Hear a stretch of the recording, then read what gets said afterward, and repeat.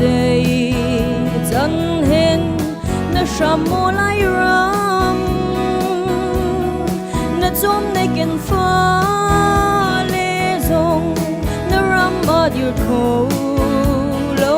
in ni phun dang le ram dang a ni le than re na tuar lung phak shim la mu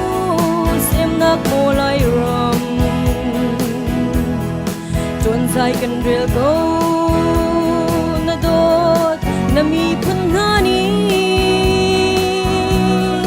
ni khat khat a chu na tum lung thi le khen te go lai ya li hat her he lung di ariam te go lai phing re cha lai ha dang in leng le val tha dam pi chu an non tiang an te ram le mi phun do chuang a chi chiao chiao nu sal pa sal kam ha lai mi phun